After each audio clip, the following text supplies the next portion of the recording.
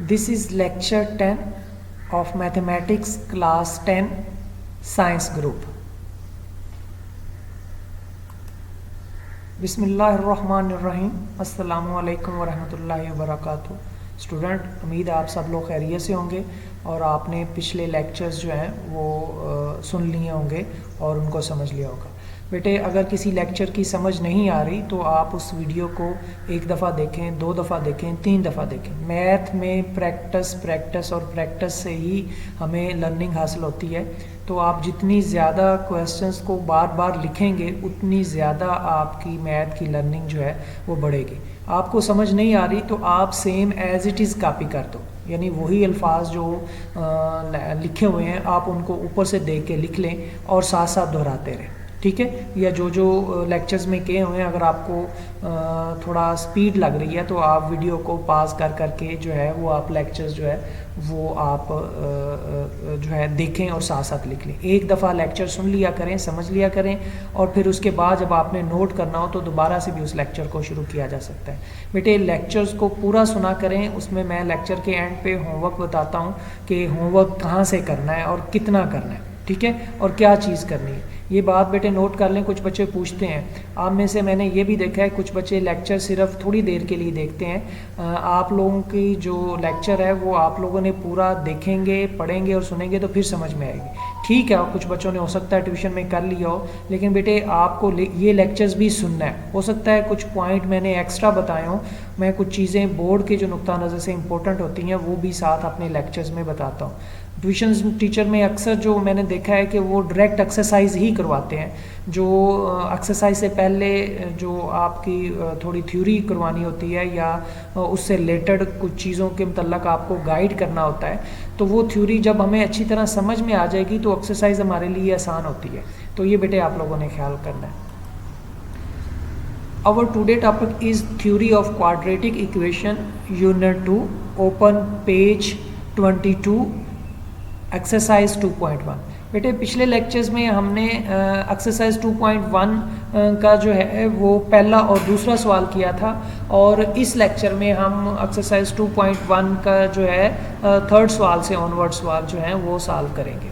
तो चलें, आज का तीसरा सवाल है, for what value of A the expressions K square X square plus 2k plus 1 into X plus 4 is perfect square.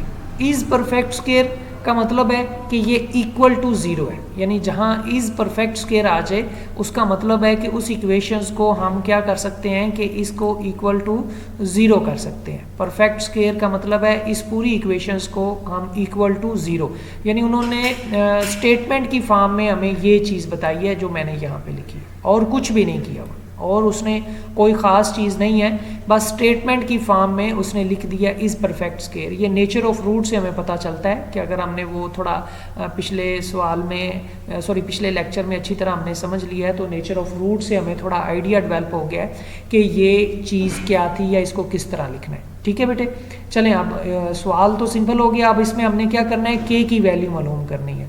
तो हम इसमें ए बी सी की वैल्यू कंपेयर करते हुए हम उसमें मालूम कर सकते हैं। जो एक्स स्क्वायर के साथ वैल्यू होती है वो बेटे ए की वैल्यू होती है, जो एक्स के साथ वैल्यू होती है वो बी की वैल्यू है। ये ए है, ये बी है और ये सी की वैल्यू है जिनको मैंने अंडरलाइन किया है। तो हमने इसको एक A is equal to K square, B is equal to 2k plus 1 and C is equal to 4, ये वैल्यू आ गई। और अब हमने डिस्क्रिमिनेंट का फार्मूला जो बी स्केयर माइनस 4ac है उसके अंदर इसकी क्या करना है, वैल्यू पुट कर देनी है। तो बी की वैल्यू क्या है, 2k plus 1, 2 multiplied k plus 1 और इसका स्केयर लेना आपने, ठीक है। 2 का स्केयर लेंगे तो ये 4 आ जाएगा और k प्लस 1 का होल का स्केयर लेंगे, ये a प्लस बी वाला फार्मूला हो गया। 4 की वैल्यू वैसे ही, a की वैल्यू k स्केयर है और c की वैल्यू 4 है, तो 4 4s आर 16, माइनस 16 हो गया तो माइनस 16 k स्केयर आ गया। अब k प्लस 1 का अगर हम इसको फार्मूले को ओपन करेंगे तो पहली चीज़ का स्केयर k स्केयर आ जाएगा, पहली और दूसरी चीज़ और मल्टीप्लाइड बाई 2, वो हमने यहाँ पे लिख दिया, क्योंकि पहली चीज़ k है, दूसरी चीज़ 1 है, तो k मल्टीप्लाइड 1 k आ जाएगा, और 2 से मल्टीप्लाई होगा तो 2k आ जाएगा, और 1 का स्क्वायर लेंगे तो ये 1 ही आ जाएगा। तो इस फार्मूले को जब हम खोलेंगे तो k square plus 2k plus 1 आ जाएगा। अब जो 2 बाहर है उसका भी हमने स्क्वायर ले लिया, ये 4 आ गया। अब 4 को इसके साथ हम क्या करेंगे, मल्टीप्लाई कर देंगे, तो 4k square plus 8k plus 4 minus 16k square आ गया। अब ये माइनस 16k स्क्वायर और 4k स्क्वायर को हम क्या करेंगे, सॉल्व कर लेंगे, तो ये आ जाएगा माइनस 12k स्क्वायर, बाकी वैल्यू वैसे की वैसे ही है। अब अगर हम इसको इक्वल के दूसरी तरफ ले जाएं, या अब इसको ऐसा ही रहने दें, ये हमारे पास एक क्वाड्रेटिक इक्वेशंस बन गई है, ठीक है। तो अब ये इक्वल टू क्या है, 0 है, क्योंकि यहाँ हमारे पास पहले ऊपर से क्या है, इक्वल टू 0। तो आप यहाँ जो है वो हम इसको लिख सकते हैं, ये इक्वल टू क्या है, 0 के बराबर आ गए, क्योंकि ये क्या था, परफेक्ट स्क्वायर था, ठीक है बेटे।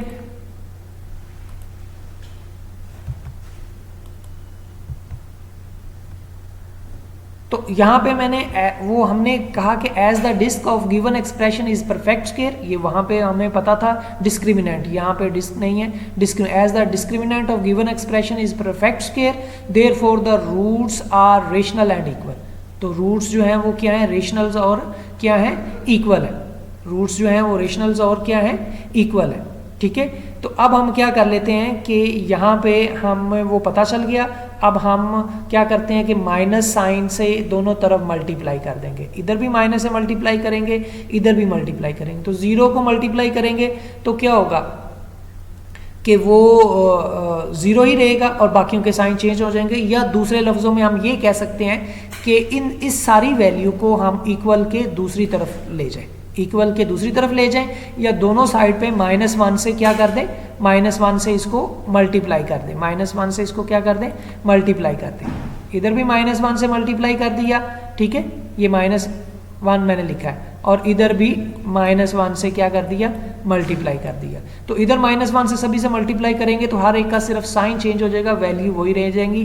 तो ये आ जाएगा 12k square minus 8k minus 4 is equal to 0। अब दरमियान वाली वैल्यू का हम क्या करेंगे कि फैक्टर बना लेंगे, और इसके फैक्टर क्या बनते हैं कि हमने 48 लेके आना है और 8 लेके आना है। तो 12 और 4, एक प्लस का कर लें और एक माइनस का, ताकि प्लस करें तो ये -8 आ जाए, ठीक है। तो इसमें दोनों में इसके हमने फैक्टर बनाए, 12k square minus 12k plus 4k minus 4 is equal to 0। अब इसमें से जो दोनों में है वो कॉमन क्या आ गया, 12k आ गया, क्योंकि इसमें k भी कॉमन है और 12 भी कॉमन है। तो जो पहली और दूसरी टर्म में जो वैल्यू बच जाती है वो k और -1 है। अब थर्ड और फोर्थ में 4 कॉमन है प्लस का, तो 4 ले लिया और इसमें k और -1 बाकी है। अब k -1 इस टर्म में भी कॉमन है, ठीक है, और इस टर्म में भी कॉमन है। तो हम क्या करेंगे कि इन दोनों में से k -1 एक दफ़ा लिख लेंगे, और इसमें से 12k रह जाएगा और इसमें 4 रह जाएगा, तो इसको हमने एक दफ़ा लिख लिया। अब k -1 इज इक्वल टू 0 एक दफ़ा कर लेंगे, और एक दफ़ा 12k plus 4 is equal to 0 कर लेंगे। तो एक एक दफ़ा हम करके देख लेते हैं। अगर हम 12k plus 4 is equal to 0 हम करें तो k जो है 12k इज इक्वल टू -4 आ जाएगा, क्योंकि 4 इक्वल के दूसरी तरफ जाएगी तो माइनस में शिफ्ट हो जाएगी। अब हम क्या करेंगे कि जो 12 है इसको दूसरी तरफ जाके डिवाइड कर देंगे, क्योंकि इस तरफ मल्टीप्लाई हो रहा है। तो ये वैल्यू जो है -4/12, और 4 1s are 4 and 4 3s are 12, तो इसकी वैल्यू -1/3 आ जाएगा, ठीक है। तो k की एक वैल्यू हमारे पास क्या आ गई, 1/3। दूसरी तरफ k -1 इज इक्वल टू 0 को हम क्या करेंगे, एक दफ़ा करेंगे, तो -1 इक्वल के दूसरी तरफ जाके क्या हो जाएगा, k इज इक्वल टू 1 आ जाएगा। तो k की वैल्यू बेटे एक 1 होगी, ठीक है, और दूसरी क्या होगी, -1/3। ये दो वैल्यू हो जाएंगी k की हमारे पास, जिनको हम क्या करेंगे, जो आपकी फॉर्म में लिख देंगे। ये k की दो वैल्यू आ गई हमारे पास, एक 1 है और एक -1/3, ये दो वैल्यू आ गई। तो इस सवाल में सिंपल इतना ही था कि जो हमारे पास इक्वेशंस दी हुई थी उसमें हमने बग़ैर उसको सॉल्व किए हुए डिस्क्रिमिनेंट की मदद से हमने उसकी जो है वैल्यू k की फाइंड कर ली, ठीक है बेटे।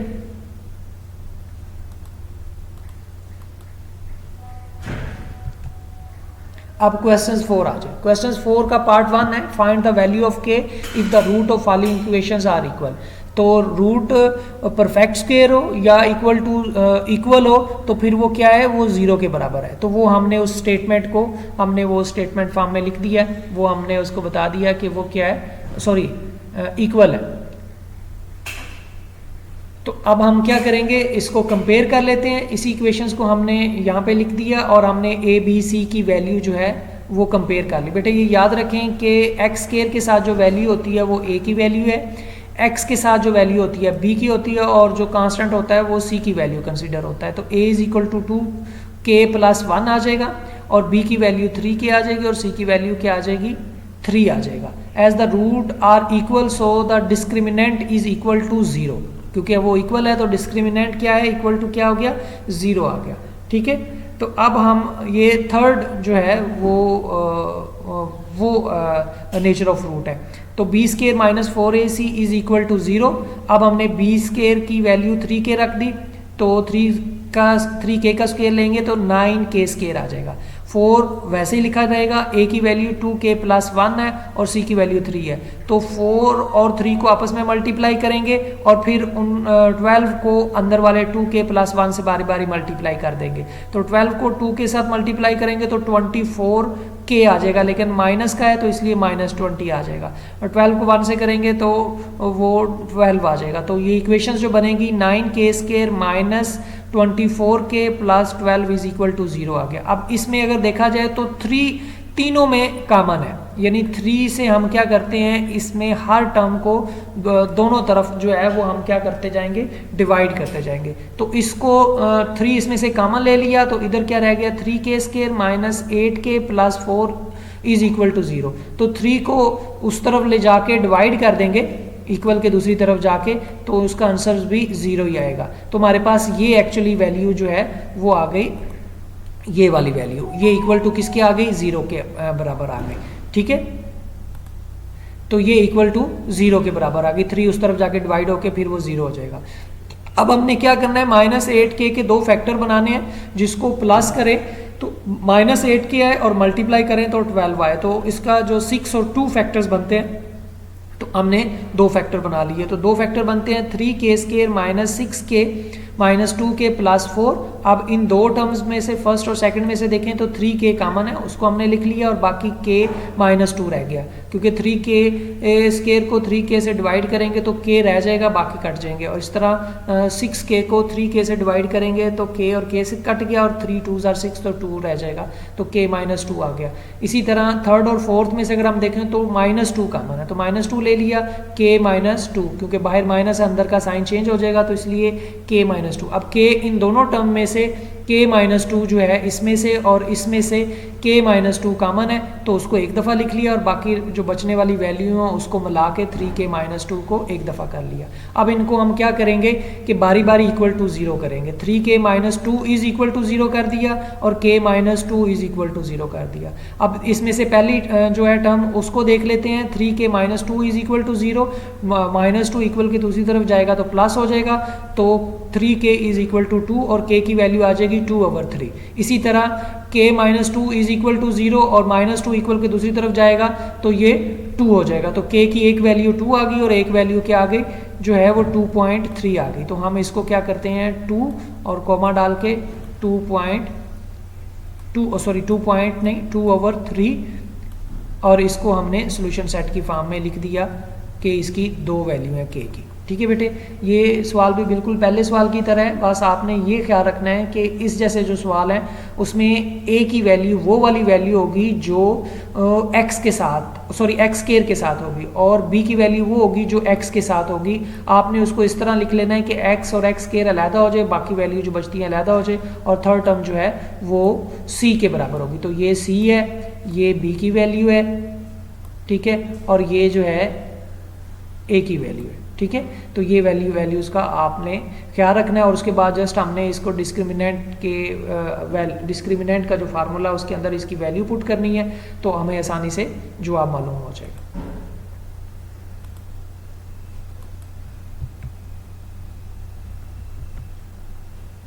अब क्वेश्चन 4 का पार्ट जो है वो 3 देख लें। इसमें भी बिल्कुल उसी तरह है, लेकिन अब हमने ये देखना है कि इसमें ए बी सी की वैल्यू कौन सी है। ये थोड़ा सा इस तरह लग रहा है कि कोई कांस्टेंट नहीं है, के ज़्यादा आ गया है, तो हमने बेटे सिर्फ जो बुनियादी बात है वो ये ज़हन में रखनी है कि आपकी वो वाली वैल्यू जो एक्स स्क्वायर के साथ है वो क्या है। तो इसमें अगर देखा जाए तो एक्स स्क्वायर की ये वाली वैल्यू जो है ये ए के साथ है, ये ए तस्वर होगी। ये पूरी की पूरी वैल्यू x के साथ है, सॉरी ये एक्स स्क्वायर वाली वैल्यू a तस्वर होगी और x वाली वैल्यू जो है b तस्वर होगी, और इसके अलावा जो बाकी वैल्यू होगी सारी की सारी वो क्या होगी, c तस्वर होगी। ठीक है बेटे, तो अब ये वैल्यू है उसको हमने कंपेयर कर लिया, ये इक्वेशंस लिखी, कंपेयर करते हुए हमने गैस कर लिया कि a की वैल्यू क्या है 3k+2, b की वैल्यू क्या है -5 इंटू k+1 और c की वैल्यू है 2k+3। ये वैल्यू होगी। अब discriminant as the roots are equal to as the roots are equal, ये हमने पिछले सवाल में हमने किया था। ये देखें यहाँ पे एक आर इक्वल, रूट्स जो हैं वो इक्वल हैं, तो यहाँ इसलिए हमने इसको क्या डिस्क्रिमिनेंट को क्या कर दिया, इक्वल टू जो है वो 0 के बराबर कर दिया। डिस्क्रिमिनेंट को इक्वल टू हमने क्या कर दिया, 0 के बराबर कर दिया। तो अब हम लिख देंगे b² - 4ac is equal to 0। अब ये हम इसके फार्मूले की वैल्यू पुट कर देंगे, तो यहाँ हम क्या करेंगे, ये जो b की वैल्यू यहाँ पे हमने दी हुई है ये वाली सारी की सारी, इसका हम क्या करेंगे, स्क्वायर लेंगे। तो इसका हमने क्या कर लिया, स्क्वायर फॉर्म में लिख दिया। -4 वैसे लिख दिया, a की वैल्यू हमें यहाँ से मिल गई, ठीक है, वो हमने a की वैल्यू पुट कर दी, और c की वैल्यू ये है, c की वैल्यू हमने यहाँ पुट कर दी।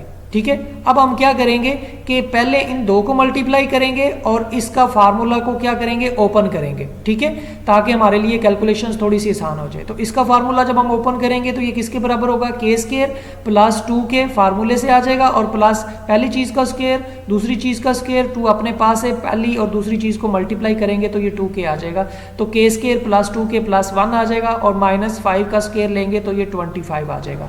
ये पहले वाली टर्म्स पूरे का जब हम सॉल्व करेंगे तो इस फॉर्म में आ जाएगी। ठीक है बेटे, अब अगर हम इसको मल्टीप्लाई कर लें तो 25 से तो ये आ जाएगा 25k² + 50k + 20 आ जाएगा। अब ये वाली जो है इसको देख लेते हैं कि इसको हमने किस तरह सॉल्व करना है। तो पहले अंदर वाली टर्म को हम मल्टीप्लाई करेंगे, 3k को 2k से मल्टीप्लाई करेंगे तो ये 6k आ जाएगा। ठीक है बेटे, तो 6k² आ जाएगा। क्या आ जाएगा, 6k² आ जाएगा। अब 3k को 3 से मल्टीप्लाई करेंगे तो ये आ जाएगा 9k। ठीक है, प्लस का आ जाएगा। अब 2 को 2k से मल्टीप्लाई करेंगे तो ये आ जाएगा +4k, और 2 को 3 से मल्टीप्लाई करेंगे तो ये आ जाएगा +6।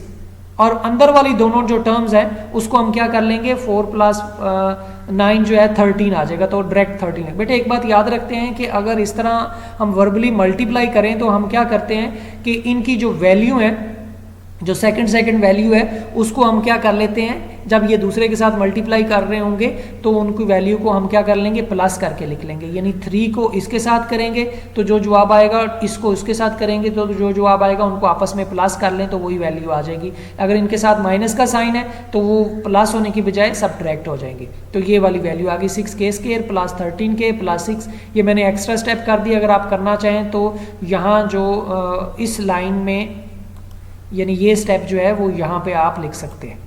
ठीक है, अगर किसी को थोड़ा इनकन्वीनियंट फील हो रहा है तो वो यहाँ पे ये स्टेप लिख सकता है। अब हम -4 के साथ इसको क्या करेंगे, मल्टीप्लाई करते जाएंगे। तो -4 के साथ मल्टीप्लाई किया तो ये 24k² आ गया, माइनस इसके साथ मल्टीप्लाई किया तो 52k आ गया, और -6 के साथ मल्टीप्लाई किया तो -24 आ गया। तो ये इक्वेशंस आ गई। अब हम क्या करेंगे कि जो जो k² की वैल्यू है उनको हम क्या करेंगे, इकट्ठा कर लेंगे। 25k² में से 24k² निकालेंगे तो बाकी k² आ गया, 50k में से 52k निकालेंगे तो -2k आ गया, 25 में से 24 निकालेंगे तो 1 आ गया। तो ये हमारे पास इक्वेशंस जो है वो इनको सॉल्व करने के बाद ये वाली वैल्यू आ गई। अब हम क्या करेंगे कि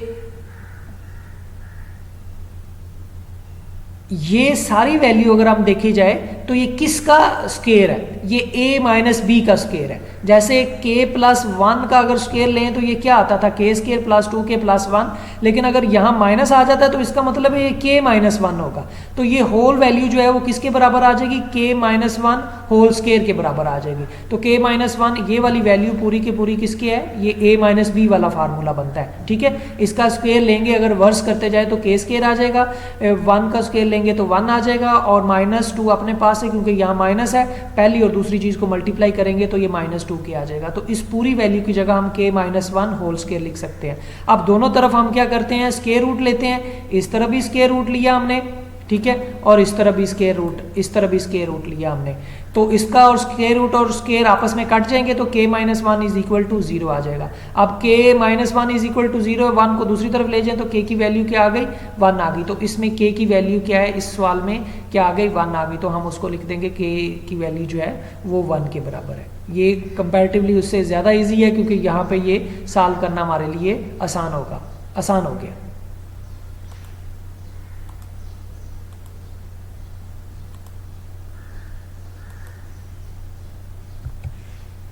अब पांचवा सवाल देखें, show the equations x square plus mx plus c whole square is equal to a has equal root if c square is equal to a square into 1 plus m square. बेटे हमने क्या करना है कि हम इसका एक तरीकाकार तो ये है कि इस इक्वेशंस को लेके चलते हैं और इसको आगे कंटिन्यू करके एंड पे हम प्रूफ कर देते हैं कि ये इस इक्वेशंस के बराबर है तो भी ठीक है। दूसरा तरीकाकार ये है कि इसमें जहाँ जहाँ c की वैल्यू आएगी, c स्क्वायर की वैल्यू आएगी, वहाँ वहाँ हम इसको ये वाली वैल्यू पुट कर देंगे तब भी ठीक है। उस तरह भी हम इसको सॉल्व कर सकते हैं। दोनों तरह से बेटे इसको सॉल्व किया जा सकता है, इसमें परेशानी वाली कोई बात नहीं है। हम इसको दोनों तरह से इसको देख सकते हैं। जो बच्चे जिन टीचर्स ने इसको इस तरह करवाया है कि इसको पहले ओपन कर लिया और फिर सी स्क्वायर की जगह उन्होंने इसकी वैल्यू पुट कर दी है तो ठीक है, और एंड पे दोनों साइड पे अगर इक्वल आ गया है तो हम कह सकते हैं कि ये जो है वो इक्वल है। एक तरीकाकार ये है। दूसरा तरीकाकार ये है कि इसमें इस पहली इक्वेशंस को लेते जाएं और एंड पे ये वाला प्रूफ कर दें, तो दोनों तरह से हम इसको इक्वेशंस को हम क्या कर सकते हैं, सॉल्व कर सकते हैं। तो चले हम देखते हैं कि पहला तरीकाकार से हम इसको किस तरह सॉल्व करते हैं। तो इसमें जो एक्स स्क्वायर की वैल्यू है वो ए की वैल्यू है, और इसको अगर हम जो है वो ओपन कर लें ताकि हमें x की वैल्यू भी मालूम हो जाए, तो ये वैसे का वैसा ही रहेगा। एक्स स्क्वायर वैसे का वैसा आ जाएगा। तो पहली चीज़ का square m square x square आ जाएगा, और दूसरी चीज़ का स्क्वायर c स्क्वायर आ जाएगा। 2 अपने पास है, पहली और दूसरी चीज़ को मल्टीप्लाई करके लिख दिया, तो ये आ जाएगा m square x square plus 2 mcx plus c square आ जाएगा। ये इसको ओपन करने से हमारे पास ये वैल्यू आ गई। अब हम इसमें क्या करते हैं कि एक्स स्क्वायर वाली जो वैल्यूज़ हैं उनको हम कंबाइन कर लेते हैं। जैसे इसमें एक्स स्क्वायर की ये वाली वैल्यू है तो इसमें एक्स स्क्वायर दोनों में कॉमन है, तो यहाँ 1 प्लस m स्क्वायर आ जाएगा। तो इसके साथ हमने एक्स स्क्वायर लिख दिया, क्योंकि पहले एक्स स्क्वायर हम इस तरफ लिखते थे, यहाँ इसलिए इधर लिखना है ताकि हमें पता चल जाए कि ये वाली वैल्यू किसके बराबर है, ये a के बराबर है। अब इसमें देख लिया जाए तो 2mcx है, तो x के साथ ये वाली वैल्यू है, तो ये किसके बराबर आ गई, b के वैल्यू के बराबर आ गई। अब a को इक्वल से हम इस तरफ ले आए तो ये वाली वैल्यू जो है वो क्या हो जाएगी, सारी की सारी c के बराबर आ जाएगी। तो ये वाली वैल्यू ये a के बराबर है, ये b के बराबर है, और ये वाली क्या है, c के बराबर है। ये हम कंपेयरिंग करके तो हम इसको आसानी से कंक्लूड कर सकते हैं। तो a की वैल्यू ये वाली हो गई, b की वैल्यू ये वाली हो गई, और c की वैल्यू ये वाली हो गई, वो हमने यहाँ पे लिख दी है। ठीक है बेटे। अब यहाँ से दो तरीकाकार है।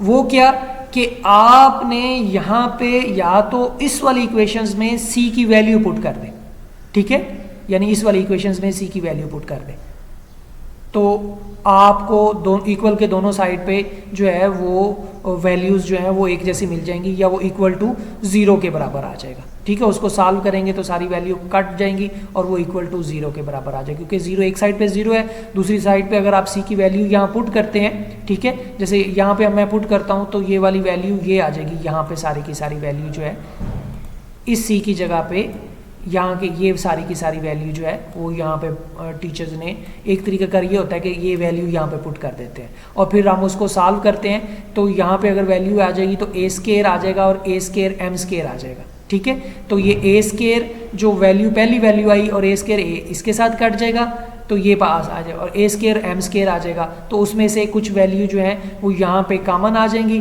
और कुछ वैल्यू हो सकता है कॉमन ना हो, तो फिर उनको दूसरी तरह से सॉल्व करते जाएंगे तो एंड पे वो इक्वल टू 0 के बराबर। लेकिन हम यहाँ पे वही डिस्क्रिमिनेंट वाला मेथड यूज़ करेंगे, तो ए की वैल्यू ये आ गई, बी की वैल्यू ये आ गई और सी की वैल्यू ये आ गई। इसको हम उसके अंदर पुट करते हैं। तो पहली चीज़ है ए की वैल्यू बी की वैल्यू, बी स्केयर में हम इसकी वैल्यू लेते हैं 2mc, वो वैल्यू हमने यहाँ पे लिख दी। 4 अपने पास लिख दिया, ए की वैल्यू ये वाली है और सी की वैल्यू हमारे पास ये वाली वैल्यू है। तो ये हमने वैल्यू पुट कर दी। पहली चीज़ का हम स्क्वायर लेंगे तो ये हमारे पास आ जाएगा 4m स्केयर सी स्केयर, ठीक है। अब हम क्या करेंगे, इन दो वैल्यू को आपस में मल्टीप्लाई करेंगे और यहाँ पे लिख देंगे। तो 1 को c से मल्टीप्लाई करेंगे सी स्केयर आ जाएगा, 1 को a से मल्टीप्लाई करेंगे तो माइनस a स्केयर आ जाएगा। अब m को इससे मल्टीप्लाई करेंगे तो m स्केयर c स्केयर आ जाएगा, m2 को a से मल्टीप्लाई करेंगे तो a स्केयर और m2 स्केयर आ जाएगा, और 4 बाहर का बाहर वैसा ही है। अब हम अगली लाइन पे आएंगे तो 4 को हर एक से मल्टीप्लाई करते जाएंगे, तो माइनस 4c स्केयर आ जाएगा, बाहर माइनस का साइन है, अंदर के सारे साइन चेंज हो जाएंगे, तो प्लस 4a स्केयर आ जाएगा, 4m स्केयर c स्केयर आ जाएगा माइनस का, क्योंकि ऊपर प्लस है तो यहाँ plus 4a square m square is equal to 0 आ जाएगा। बेटे अगर ये वाली इक्वेशंस देखी जाए, 4m square c square minus का और 4m स्केयर c स्केयर दोनों आपस में कट जाएंगे। इसके अलावा हमारे पास ये वाली वैल्यू बच जाएंगी, तो 4 minus C square minus 4a square plus 4a square m square, ये वाली वैल्यू आ गई। और इसमें हम क्या करते हैं, इन सभी तीनों टर्म में से 4 जो है कॉमन ले लेते हैं।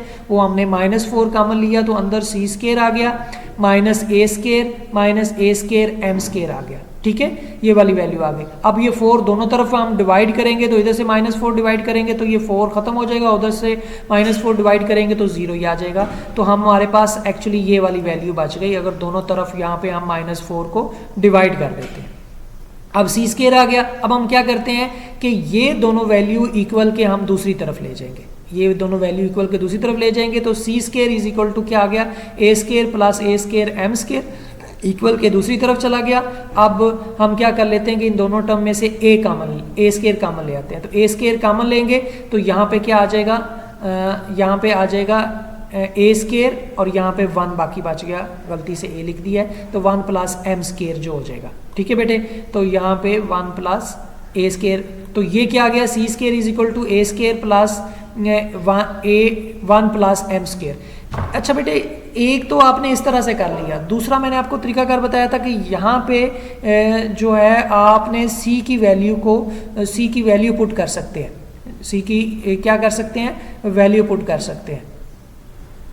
यहाँ पे c की वैल्यू पुट कर सकते हैं, इस वाली c स्केयर की वैल्यू पुट कर देंगे, ये वाली वैल्यू यहाँ लिखेंगे, तो ये वाला पूरा पोर्शंस भी जो है जब आप इसको सॉल्व करेंगे तो ये भी उसी चीज़ के बराबर आ जाएगा जो मैंने लिखा है। एक और तरीकाकार है कि यहाँ पर आप फिर सी स्केयर की वैल्यू पुट कर देंगे, तो क्या होगा कि ये दोनों तरफ इक्वेलिटी होल्ड कर जाएगी, यानी इसकी जगह पे हम अगर वैल्यू पुट करेंगे सी स्केयर की, तो ये क्या आ जाएगा, इस वाली सी स्केयर की वैल्यू पुट करेंगे तो ये a स्केयर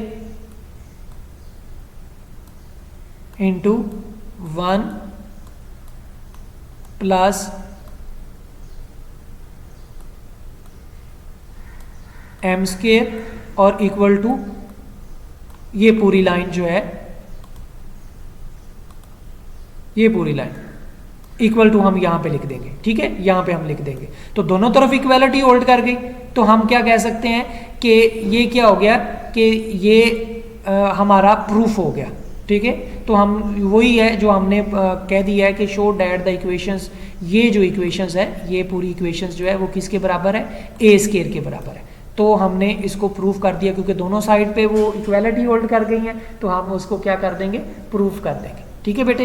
ये हमारे पास प्रूफ आ गया, तो इस तरह आसानी से हम क्या कर सकते हैं, उनकी वैल्यू को प्रूफ कर सकते हैं, ठीक है। ये क्लियर हो गया। तो यहाँ से भी हम प्रूफ कर सकते हैं, और यहाँ से अगर हम शुरू करेंगे तब भी वो वैल्यू जो है वो इक्वेलिटी होल्ड की तरफ चली जाएंगी, ठीक है बेटे। बस इसमें ये मिस्टेक थी कि यहाँ पे a लिखा हुआ है, इसको आपने 1 तस्वर करना है।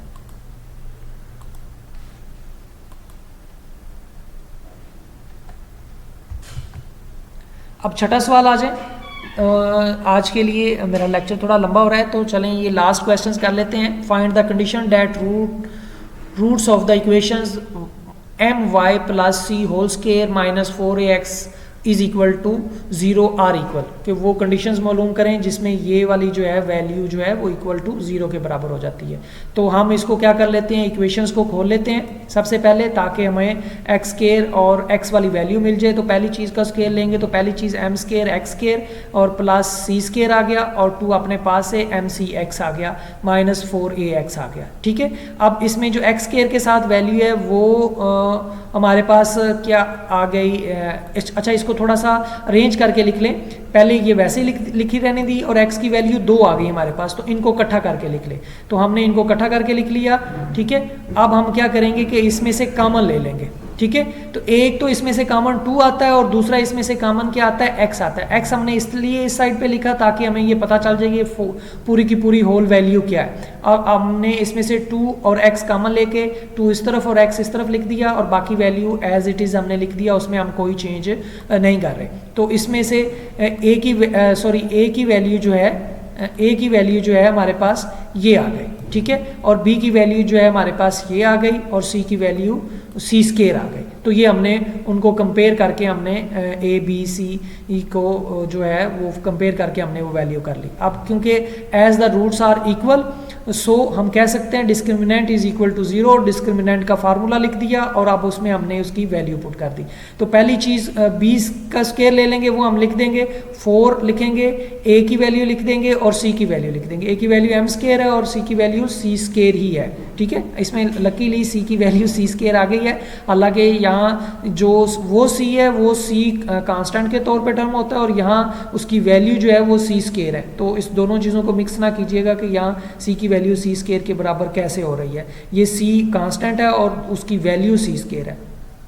अब पहली चीज़ का स्केयर लेंगे तो 2 का स्केयर 4 आ जाएगा, और पहली चीज़ का स्केयर 2mc माइनस 2a, तो इसको हम करेंगे m square plus m square c square, और दूसरी चीज़ का स्केयर लेंगे -2 का तो 4a स्केयर आ जाएगा, -2 अपने पास से 2 और 2 -2 अपने पास से 4 आ जाएगा, और mca आ जाएगा या 4amc आ जाएगा। ये हमारे पास एक वैल्यू आ जाएगी। अब इसको हम मल्टीप्लाई करेंगे तो 4m स्केयर सी स्केयर आ जाएगा। अब इसको भी 4 से मल्टीप्लाई कर देंगे तो 4m स्केयर सी स्केयर माइनस यहाँ पे गड़बड़ है तो यहाँ पे हम 4 की जगह 16 लिख लेंगे। ठीक है बेटे, क्योंकि ये 4 से मल्टीप्लाई हो रहा है तो ये 16 आ गया। ठीक है, 16amc आ गया यहाँ पे, और यहाँ पे भी 16 आ गया। तो इसको मैं करेक्ट कर देता हूँ, और यहाँ पे भी 16 आ गया, क्योंकि 4 बाहर है तो मल्टीप्लाई होगा तो ये चेंज हो जाएगा, ये वैसे का वैसा ही रहेगा। ठीक है बेटे, अब हम क्या करते हैं कि इसमें से 4m स्केयर सी स्केयर ये वाला और माइनस वाला आपस में क्या हो जाएंगे, कट जाएंगे। आपस में क्या होंगे, कट जाएंगे। अब यहाँ पे भी गलती है कि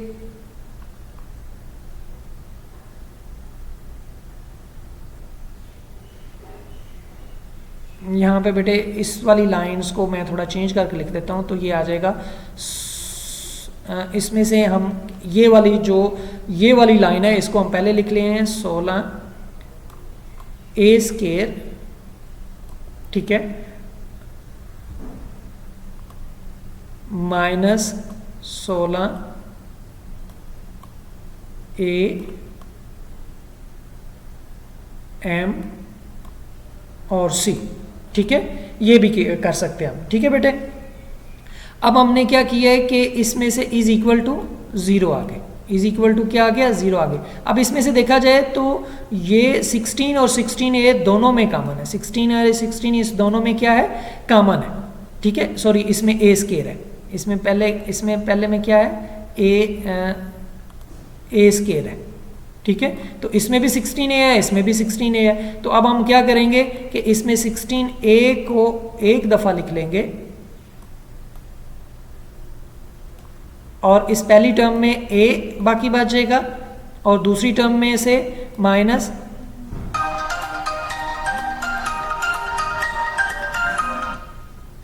दूसरी टर्म में से हमारे पास, सॉरी बेटे काल आ गई थी,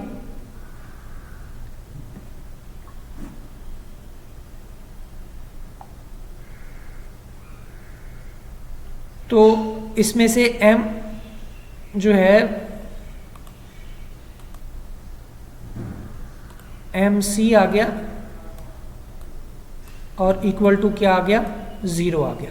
अब इसको हम क्या करेंगे कि दोनों तरफ 16a से डिवाइड कर देंगे। दोनों तरफ हम किससे डिवाइड करेंगे, 16a से। तो हमारे पास जो वैल्यू बच जाएगी वो सिर्फ ये वाली वैल्यू बच जाएगी, इज इक्वल टू 0 के बराबर आ जाएगी, ये खत्म हो जाएगा। तो बेटे ये जो दो लाइन है इनको आप समझें कि ये नहीं है, थोड़ा सा इसमें मैं भूल गया हूँ टाइप करते वक्त, और इसको ऐसे लिख दिया। इसकी जगह पे आपने ये दो लाइनें लिख लेनी है। ये है 16a² minus 16a MC is equal to 0। इसमें से 16a कॉमन ले लिया तो a बच गया, इधर से माइनस 16a निकाला तो बाकी हमारे पास MC रह गया। तो इसमें 16a को दोनों तरफ जब हम डिवाइड करेंगे तो इधर सिर्फ हमारे पास a minus MC is equal to 0 रह जाएगा। तो ये मैंने यहाँ पे लिख दिया। अब हम क्या कर सकते हैं, a इज इक्वल टू क्या कर सकते हैं, इसको दूसरी तरफ ले जाएंगे कि वो MC प्लस का हो जाए, विच इज़ रिक्वायर्ड कंडीशंस। तो हम कह सकते हैं कि अगर a की वैल्यू जो है वो MC के बराबर हो, a की वैल्यू जो है वो किसके बराबर हो, MC के बराबर हो, तो ये कंडीशंस जो है वो होल्ड करती हैं। ये कंडीशंस जो है ऊपर वाली, ये वाली कंडीशंस जो है इसमें ये होल्ड कर जाएंगी, तो ये वाली वैल्यू होगी। बस इसमें करेक्शंस आपने क्या करनी है कि एक यहाँ पे आपने 16 लिखना है और दूसरा ये वाली वैल्यू जो मैंने यहाँ आपको बताई है ये आपने नोट कर लेनी है। यहाँ वीडियो को इधर पास कर लीजिएगा क्योंकि मैं जब नेक्स्ट स्लाइड पे जाता हूँ तो मैं इसको डिलीट कर देता हूँ, ठीक है। तो ये डिलीट करने से जब आप देखेंगे तो दोबारा आपको नज़र नहीं आएंगे, फिर आपको थोड़ा सा वीडियो को पीछे करके इसको देख के करेक्ट करना पड़ेगा। एक तो ये आपने जिसको मैं कर रहा हूँ ये आपने नहीं लिखना, और दूसरा यहाँ पे जहाँ 4 लिखा है 16 कर लेना है। ये दो लाइनों की जगह ये लाइनें मैंने यहाँ लिख दी, बाकी लाइनों में कोई चेंज नहीं आएगा। अब हम नेक्स्ट स्लाइड की तरफ जाएंगे तो इसलिए मैं इसको क्या कर देता हूँ, अरेज करके नेक्स्ट स्लाइड की तरफ चलता हूँ। बेटे आज का लेक्चर इतना ही है। तो आपने इस जो आज हमने एक्सरसाइज 2.1 का क्वेश्चंस 3 से लेके 6 तक किए हैं, तो ये आप लोगों ने इसके जो रिमेनिंग पार्ट्स हैं वो आप लोगों ने कर लेने हैं। अगर कहीं आपको दिक्कत आती है तो ये अल्टरनेटिव रिसोर्स मैंने दिया हुआ है, यहाँ से आप इसकी हेल्प ले सकते हैं पूरी एक्सरसाइज की। और होमवर्क के तौर पे भी यही है कि आपने जो आज हमने लेक्चर किया है इसके जो रिमेनिंग पार्ट्स हैं वो भी, और जो आज मैंने खुद लेक्चर्स में करवाए वो दोनों आपने नोटबुक के ऊपर लिखने हैं। बेटे अपना ख्याल रखिएगा, दुआओं में याद रखिएगा। अगर आप लोगों को कोई भी सवाल पूछना है तो आप ये दिए गए तरीकाकार के तहत, पहले भी मैं लेक्चर्स में बता चुका हूँ, तो आप इनमें से किसी भी तरीके से जो है वो सवाल पूछ सकते हैं। आप मुझे मेरे नंबर के ऊपर डिस्कशन ग्रुप के बाद भी जो है वो आप मैसेज कर दिया करें, तो मैं आपको समझाने की पूरी कोशिश करूँगा। लेकिन थोड़ा सा क्लियर मैसेज किया करें कि हमें पूरी एक्सरसाइज नहीं आई। बेटे ये नहीं होता, आप बताया करें कि सर इस सवाल में समझ नहीं आई या इस पॉइंट की समझ में नहीं आई, तो उस पॉइंट को एलैबोरेट करना आसान है। और अगर पूरे लेक्चर की समझ नहीं आई तो उसका तरीका अगर यही होता है कि आप बेटे फिर उस लेक्चर को दोबारा से सुनें। एक दफ़ा फिर नहीं समझ में आई तो आप पिछले लेक्चर्स को भी सुने और उस लेक्चर्स को भी दोबारा सुने, तो उससे थोड़ा सा कॉन्सेप्ट जो पिछले लेक्चर से रिलेटेड अगर कोई है तो वो भी क्लियर हो जाएगा। और इसमें से फ़र्क जो लग रहा है जिनको अगले लेक्चर्स की समझ में नहीं आ रही वो यही आ रहा है कि आप लोगों ने ट्यूशन में कुछ किया हुआ है या कुछ ने नहीं किया हुआ, और वो डायरेक्ट उस लेक्चर्स को सुनने की कोशिश करते हैं। पिछला लेक्चर्स उन्होंने सुना नहीं होता या देखा नहीं होता, तो इसलिए उनको मौजूदा लेक्चर्स की समझ थोड़ी थोड़ी कम आनी शुरू होती है। तो बेटे आपके पास जब थोड़ा लेयर टाइम हो तो आप 1 by 1 करके लेक्चर्स भी सुन लिया करें, ठीक है बेटे। अगर कोई दिक्कत हो तो आप मुझसे डिस्कशन कर सकते हैं। टेक केयर, अल्लाह हाफिज़, अपना ख्याल रखिएगा।